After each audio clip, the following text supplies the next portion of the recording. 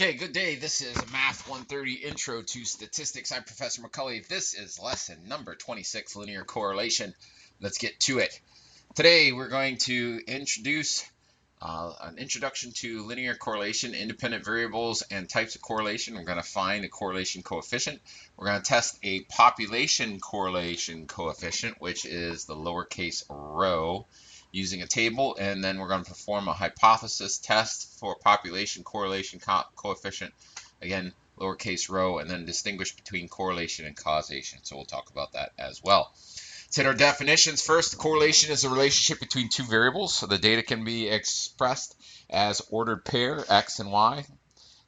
Usually we call it bivariate data, where x is the independent or explanatory variable and y is the dependent or the response variable. Correlation occurs excuse me. Correlation occurs when the values of an independent variable are somehow related to the dependent variable. A scatter plot is a graph of ordered pairs x, y of bivariate data in a coordinate plane, with independent x variable graphed along the horizontal axis and the dependent y variable graphed along the vertical axis. And so we could talk about what correlation looks like in a scatter plot. So if we have a scatter plot here, here's some general pictures here, and we got to think about correlation in this way. In general, in the real world, when you find data, it is not going to line up on a perfect equation every time. And I guess I can explain it this way. If you took two 7-foot tall men and you measured the distance between the tips of their fingers, all right, if they held them out to their sides, you wouldn't expect those two men to have the exact same length between the tips of their fingers. That being said, certainly the taller that you are, the longer your arms are going to be, so the longer that distance between the tips of your two fingers are going to be. So correlation says that there's a relationship between certain things. In this particular case, height, and then I guess we'll call it wingspan, the distance between the tips of your fingers if you hold them out to your sides. Now, it's not going to be perfect. So when we collect our data, if we talk about positive correlation, and again, if we said as you get taller, the distance between your fingertips as you hold them out to your sides goes up. All right. We can talk about negative correlation, and again, there's no way I could draw a straight line that would connect all of these dots, but in general, that data tends to go down. And so if we see a situation where we have either positive correlation or negative correlation, even though we won't have a perfect line for all the data, we can certainly say something about this data. And so on positive correlation, as I go from left to right, the data tends to go up. In negative correlation, as I go from left to right, the data tends to go down. If we talk about something that has absolutely no correlation in it, certainly it would just be randomized data, just data all over the place. We don't have anything. We can also talk about nonlinear correlation. Now, we're not going to go into that in this course because it's a little bit outside the scope, but clearly there is some correlation in this particular set of data. It tends to go up until we get to an x value of 0 and then starts to go down. So that would be a nonlinear correlation set. All right, constructing a scatter plot. And this is how we would do it by hand. And I'm not going to do an example by hand because I'm assuming that you can graph data on an XY axis. If you can't, talk to me in class and we will go over it, and I will give you some data and teach you how to do that. But in general, if you're going to do a scatter plot by hand, the first thing you want to do is find the maximum and minimum values for both the dependent and independent variables. And then you're going to construct a coordinate plane that encompasses those maximum and minimum values on both the axes. And then once we have that coordinate plane, we'll plot all the XY points on the graph. Now, since we're going to be doing some linear regression in the next lesson, it's going to be just as easy for us to do it on the graphing calculator and just take a look at the data for ourselves. So if we're going to do it on the graphing calculator, to do that process, we're going to use the lists. And so anytime that you're going to use the list, the first thing that we're always going to want to do is clear out the data. And so we do that by hitting stat and then clear list. And remember L1, comma L2 to get that out. Then we're going to enter our data. We're going to hit stat and hit edit. And so our independent variable, our x variables, will go in L1, and the corresponding dependent variables must go in L2, and they must match up because the calculator won't do this for you. So your x value has to go, or your y value has to go directly next to its x value. And then we're going to open a window to encompass the data, and we'll use the window key to do that. And then we're going to turn our stat plot on. There's two ways to do that, and I will show you how to do that in your calculator. And remember that the scatter plot is always the default stat plot. And so there's two ways. You can either hit second and then your Y and turn your stat plot on, or you could go to the Y equals and use the D-pad to go up and turn plot 1 on to do it. And then we're going to graph our scatter plot. So what does that look like? Let's look at an example. The following set of data depicts the duration in minutes of eruptions of Old Faithful in Yellowstone National Park and the time in minutes until the next eruption. Use your calculator and create a scatter plot that describes the type of correlation. All right, so here's what we're going to do.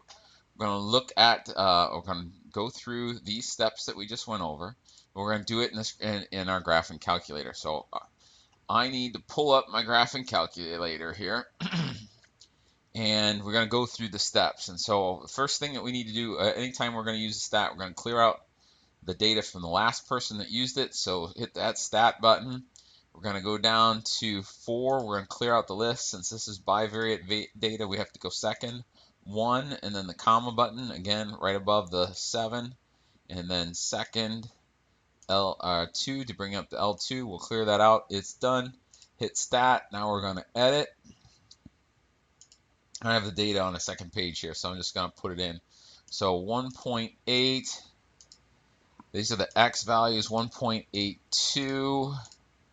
And then it was 1.9, 1.93, and then 1.98.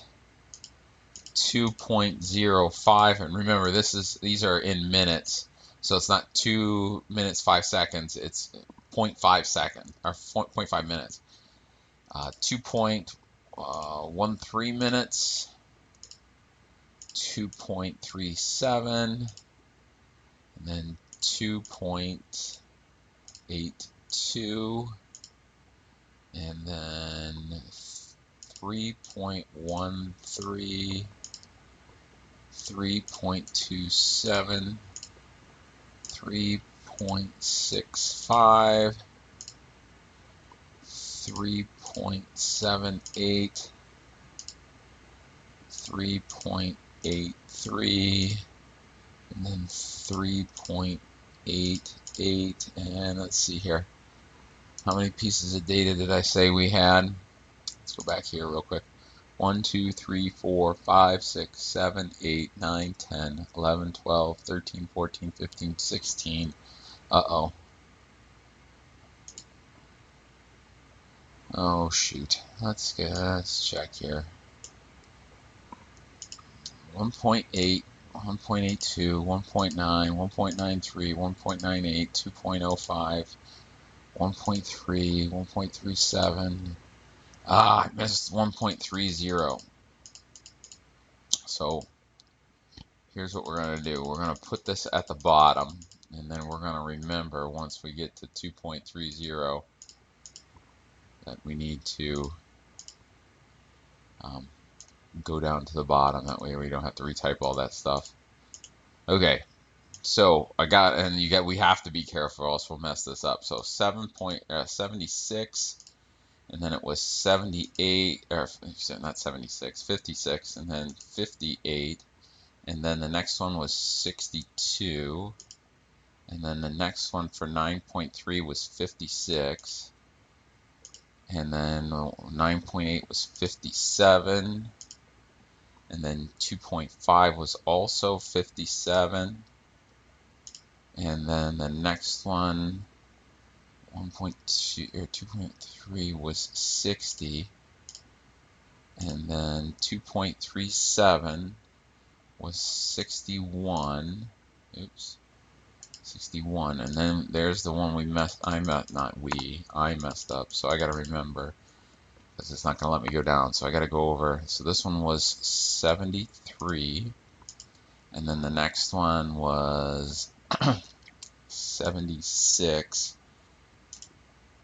and then 77, and then 77 again, and then this one was only 70, and then this one was 85, and then this one was 80, and then we had that one more, that 2.3, that we need to put a 57 in.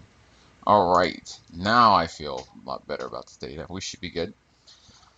Alright, so we have, let's go back to here, we have cleared the data, we've entered the data, and then we need to open our window to encompass all of the data. So let's take a look at it. Our X values, they go from 1.8 up to 3.88. And then our Y values go from 56, let's see, 56 looks like the lowest, and the highest looks like 85. So there's a lot of ways you can go about doing this, but just for my personal sake, my X values, I'm going to go from -2, let's go up to say 8, and that way we can have a little bit of room. And then our X scale can still be 1. Our Y minimum, we don't have to have that much negative. We can be negative. We can go -5, and that way we can still see our X axis. We certainly don't need to go up to 3,000 since the highest was only 85. So we'll go up to 100, and then we'll make that scale 10. All right, that looks like a good window. Okay, we've opened our window. Now we got to turn on our stat plot. Now there's 2 ways to do that. You can hit second, and then you can hit your Y equals, and you'll see stat plot is the second function on this. And we actually have 3 stat plots that you can do. You usually only use one at a time, so we're going to go through the function of number 1 first. So here's our 3 stat plots. We're going to turn it on, so we're going to hit enter to turn it on. And we have some types here. So this is the scatter plot. There's also a a line graph, a bar graph, and a box and whisker plot. Here is your X list. We put our data, our X data in list 1, and our Y list in list 2. And then you can change the marks. You can have a box, you can have a plus sign, you can have a big dot, you can have a little dot. It's going to graph it in blue, and we don't have to do a whole lot other than to hit second, and because we're going to leave all of these as our defaults. And that's why there's 2 ways to do it, since the defaults are always like this. If you just hit your Y equals, you see plot 1, plot 2, and plot 3. You can turn those plots on and off just by going up and highlighting and hit enter, and then now it's off. If I go up and I can hit enter again, and now it's on. And since I've changed everything the way I want it, if I hit that again, here's my scatter plot. And while it certainly is not linear, there's no way I could draw a line that goes through it, we do have some general correlation. It looks like as I go from left to right, the data tends to go up, and it's not perfect, but there we go. All right, and so the next thing we're going to talk about is the correlation coefficient. Correlation coefficient is a measure of the strength and direction of a linear relationship between 2 variables. The symbol R represents the sample correlation coefficient. And then the formula for R is this mad looking mess here. And you can do it by hand if you want, and just kind of go through some of these terms here. N is the number of elements in the set. So our set had 15, I think. So it would be 15. And then this is the sum of the product of the X times the Y. So you take the X value times the Y value, you multiply it together. You multiply all of those 15 pieces of data, add them up, and then multiply that by 15. From that, you would subtract, you would add, this thing says sum all of the x's, so you would add up all of the x values, then you would add up all of the y values, and you multiply those two things together, and then subtract it from the original. Once you've done that, you would divide by the product of, you take all of the x values and square them, and then add them up and multiply by the number of elements. And then from that, you would subtract, you'd sum up all of the x values. And once you've done that sum, then you take the square of that. And once you take that subtraction, you take the square root. Then you multiply that by the exact same process, except in this case, instead of using the x's, you use the y's. So that's a lot of work to do by hand, and the graphing calculator does it for us fairly easily. And remember, R, this is our sample correlation coefficient, whereas the population correlation coefficient is represented by this script P looking thing, which is lowercase Greek letter rho. And like I said, this equation is difficult. The graphing calculator will allow it, and will help us do that for us. All right, so how do we look at it? Okay, so notes on R, the correlation coefficient, is always going to be between 1 and -1. So 1 and -1, and so R is going to be somewhere in between here. To determine if the correlation coefficient is significant, use the critical values of the Pearson correlation coefficient R. Now, where is that thing? Well, luckily for us, it is part of this class. So if you go to the class and you go to the formula sheet, on the second page, here are our critical values for the Pearson correlation coefficient. And so basically what it says is that if they want to say, is there linear correlation at the 0.01 level, you look at the number of elements in the sample size, and if your correlation coefficient is bigger than the number in the column, you can say that there's significant correlation. All right. So if I have 20 elements and I have a 0.561 correlation coefficient, I can say that there is significant linear correlation at the 0.01 level. Let's go back to this. All right, an R with a positive, an R that is positive, an R that is positive with an R being greater than the let's get rid of this. Just get rid of this one here. Let's get this one. There we go. That's better. An R that is positive with an absolute value of R that's greater than the critical number from the table implies positive correlation, and an R that is negative with an absolute value that is greater than the critical number from the table implies negative correlation. R is very sensitive to outliers, so if you have just one piece of data that's way off, that could change your R. And R squared describes the proportion of variation in Y that is explained between the relationship between X and Y. So proportion, you can actually say that as a percentage if you wanted to. All right, so how do we do that on the graphing calculator? So our example here, find the correlation coefficient, the relationship between the duration of an Old Faithful eruption and the time between the next eruption, and determine if there's significant linear correlation at the alpha equals 0.01 level. Okay, so let's see how we're going to do that. Now, the first thing that we need to do is you're going to need your diagnostics. And so on the TI-84, it's fairly easy to do. You just hit that mode, and then you need to come down here to stat diagnostics right here and switch that to on. And the good news is you only have to do this once. I don't know why that's not the default mode, but it's not. And so if you want R, you're going to have to turn that on. If you're using a different calculator, we can talk about how to do it in class.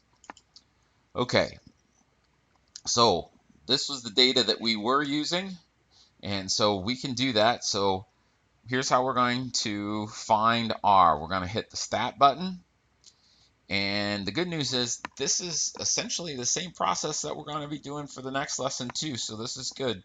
So we're going to go over to calculate, and we're going to do lin regression ax plus b. And this is the process that we're going to do for linear regression in the last lesson. So I'm going to hit 4 here.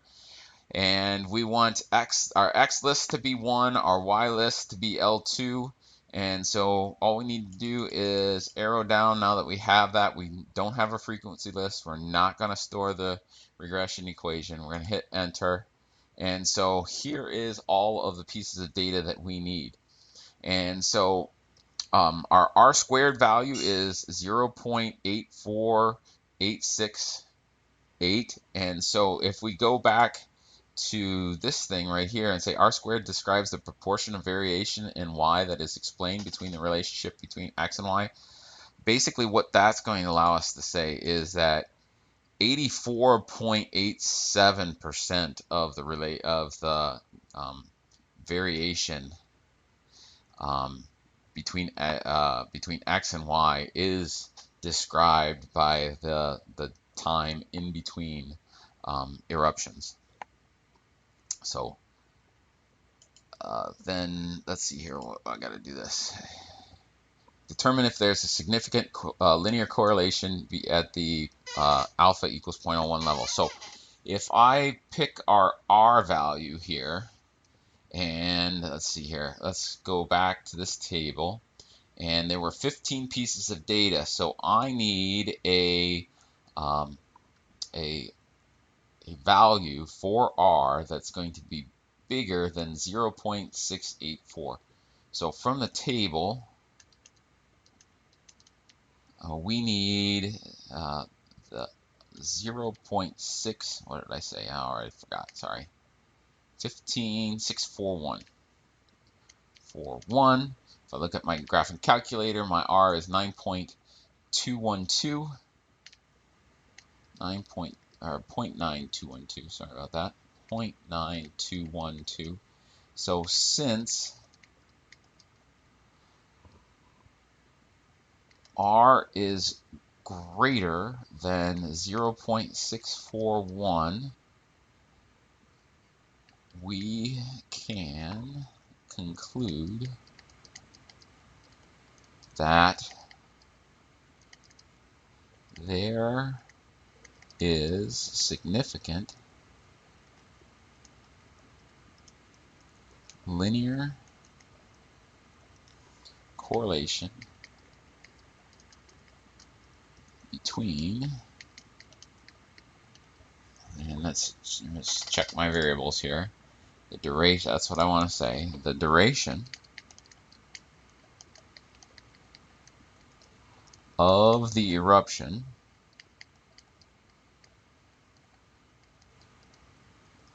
of Old Faithful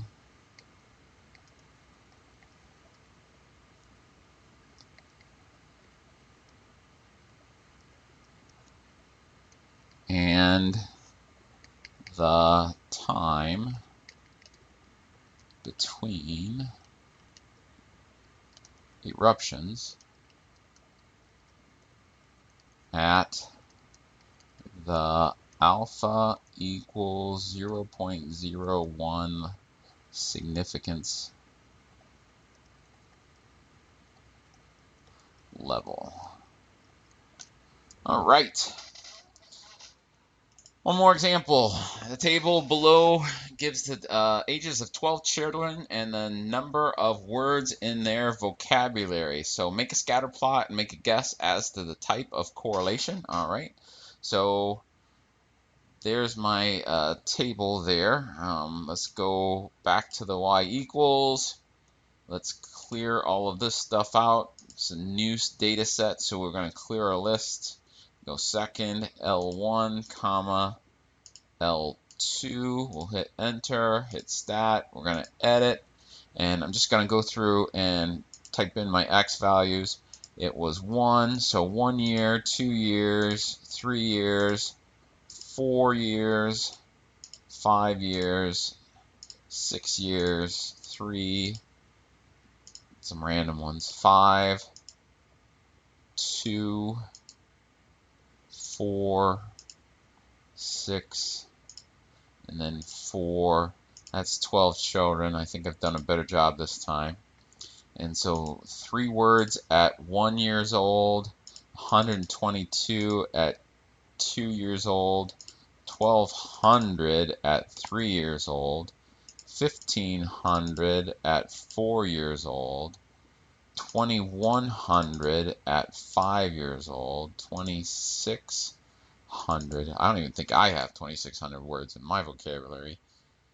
1,100 at 3, 2,000, and then at 2, this person had 500, and then at 4 there was 1,525, and then at 6 there's 2,500, and then this last person 1,475, and it looks like I've got my list good. So again, if I want to do the scatter plot, I'm gonna first open my window.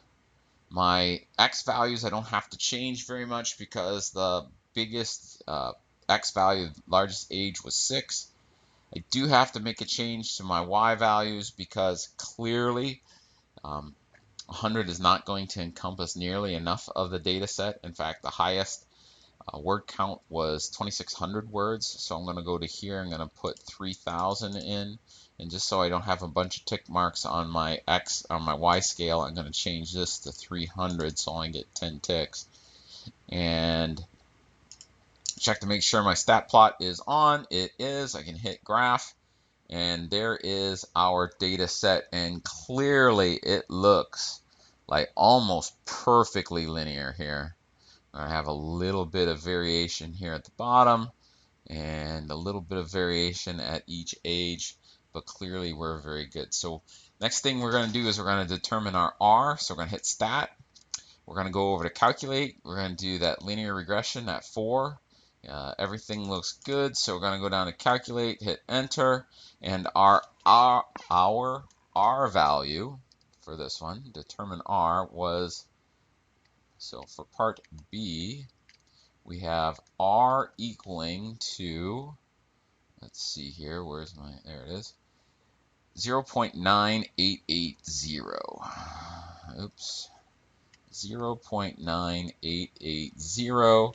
And let's see here, how many, I have 12 children, so if I go back to my table here, at 12 and the 0.05, so 12, 0.05, I only need 5.76. So for C, at the alpha equaling 0.05 and n equaling to 12, I need 0.576. That's all I need. So since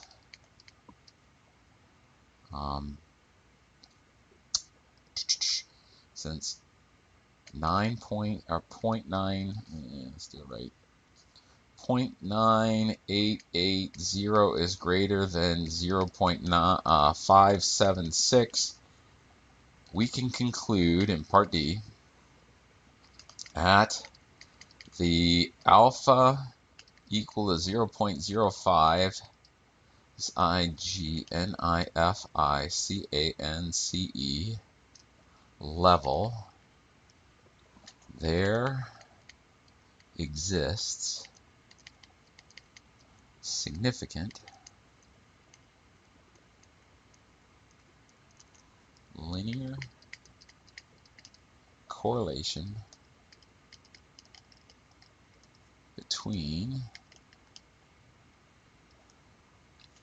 the age of a child and the number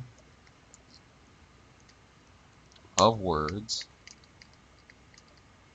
in their THEIR vocabulary,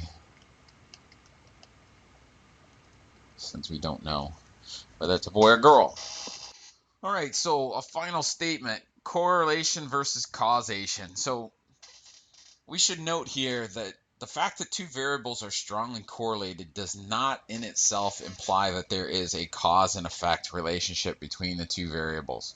And so we have to, whenever we're doing a correlation coefficient, we have some possibilities, and I'm not going to say it's 4, where it's not limited to just the 4 possibilities, but certainly we got to think about some stuff. Is there a direct cause and effect relationship between the variables? And so let's go back to the Old Faithful situation here, this Old Faithful example. Is the fact that the duration between each one directly related to or the duration of each eruption? Does that exactly say how much time is going to be between the next one? Or if we look at, is there a reverse cause and effect relationship between it? We're in this particular instance, we're saying that the duration tells me how much time in between. What if it were the other way around? What if the time in between, the longer the time, the longer the duration? What if it was backwards? We would still see a linear relationship there. Or is it possible that the relationship between variables can be caused by a third variable, or perhaps a combination of other variables, saying lurking, they're called lurking variables. And an example of that is something like this. If you look at school success rates, or how kids do in school, certainly the wealth of the parents and the success and the aptitude of the students are very, very correlated. But is the fact that the parents have money the only reason that those kids do well in school? Or is it because those parents possibly think or value education more than parents of lesser means? I'm not saying that that's a true statement. I'm just saying that's a possible lurking variable. Or is it possible that the relationship between the two variables may just be a coincidence? Is that also a possibility? Certainly, in the two situations that we talked about, I don't think it's just coincidence.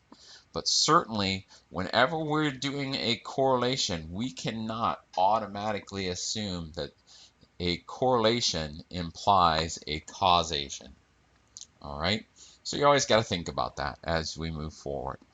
That's all I got today, folks. So the Marvel fun fact of the day is Tom Holland found out that he was the new Spider-Man via Instagram. So apparently, when they decided to make Tom Holland the new Spider-Man, they put it on Instagram and then called him, and he found out, or he had gotten texts from his friends that he was the new Spider-Man. They were congratulating him, and he didn't even know.